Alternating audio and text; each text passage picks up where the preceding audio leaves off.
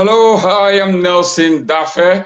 I'm a news journalist for Movie Daf TV in Nigeria, and I'm going to be speaking right now with the publications director of the Atheist Alliance International, a body of secularists. I'm going to be talking with Mr. John Richards about the situation regarding Bala Mubarak, the Nigerian atheist and humanist who is being held in detention in Kano, northern Nigeria, over allegations of blasphemy. Mr. John Richards, it's good to see you. Hello, Nelson, and hello, everyone. Yes, thank you. Mr. John, what's the latest situation about Bala Mubarak? Do you have any information on his latest condition? Well, I don't have any up-to-date information because the police have taken his phone away from him and they have denied him access to his lawyers. So we don't even know, to be honest, whether he's alive or dead. Okay, just for clarity's sake, what exactly is he being accused of? Do you have any information on the exact nature of his alleged blasphemy against Islam? Well, again, the most recent information I have is a bit out of date now. It's because he's been in custody for 3 weeks. And so our latest information is now a week old. And he was accused by members of the public of making blasphemous posts on social media. I'm not sure whether that has reached the stage of being charged with that yet or not. But I know that he was taken from Kaduna to Kano, which is in part of the northern area, which is under Islamic control. Religious people can be sometimes intolerant of criticisms against their religious faith, and they consider such criticisms. Do you think that Bala Mubarak should have known this and should have seen this coming, and that he could have been a little bit more circumspect about his criticisms of Islam, especially in a religious hotbed as Nigeria is? That's a good question. I'm sure he was aware of the feelings in that part of Nigeria, but he's a campaigner. He wants to challenge religious authority. He wants to make them question their beliefs, and he doesn't think that blasphemy is a real crime. Who is hurt by blasphemy? It's not like theft or rape or murder, is it? It's a few words against a God whose existence has not been demonstrated. But there is no doubt that people are very hurt when the very core of their belief is criticized or ridiculed, and people say, why do you choose to hurt our feelings that way? Is it not some kind of a busybody campaign that you are embarking upon? That's another good question. Now, I'm speaking for myself here, but I would contend that the reason they find these things offensive is because their beliefs are not evidential. You can't insult gravity because it's very strongly evidential.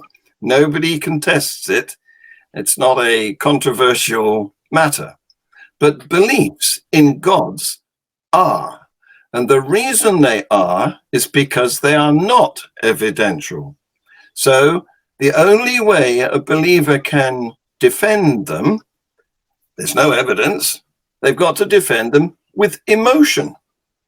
So they possess their belief, it becomes part of them, it lives in their head, and then they feel affronted if you ask them questions that they can't answer, and they start fighting back. That's all they've got. If they had evidence, they would just be able to point to it and say, look, there's the proof. But they can't. Okay, international secularist organizations, international secularist bodies have been very much at the forefront of trying to fight for justice for Bala Mubarak. And when people like you, a white guy, come out to say, this is not right, this is injustice against an African and Nigerian, some people here say, come on, this is another example of a colonial mentality. You're interfering in our African issues. What gives you the right to talk about issues that concern Nigeria? How do you get around that sentiment? None of us can help our skin color. I was born white, you were born black. It's not my fault, it's not your fault. But I did marry a Ghanaian woman, and I have 2 half Ghanaian, half English daughters. That's as close as I can come to relating to that accusation.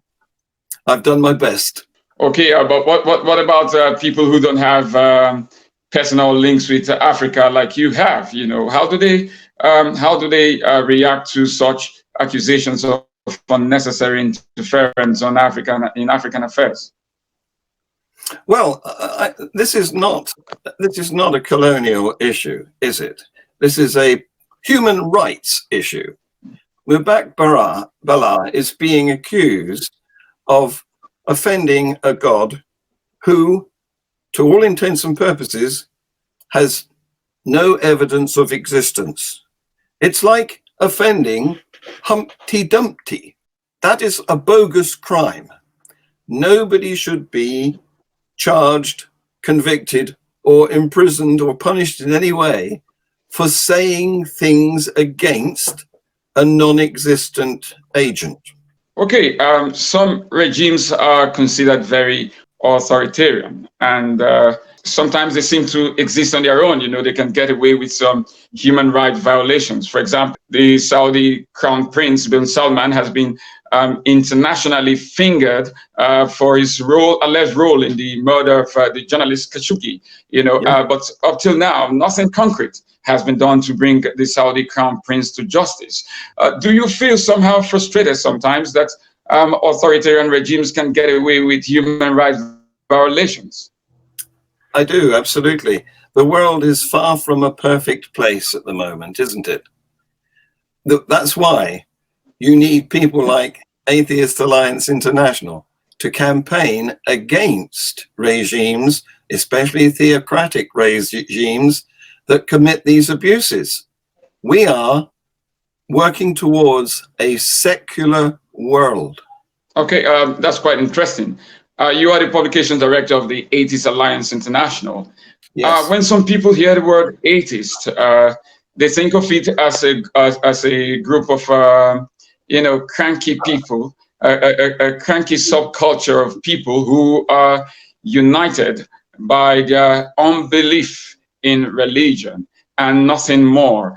Why do you think that it places you at a psychological disadvantage to communicate your ideas to people when you label yourself? People don't believe in. You feel the need to label yourself as something, atheist.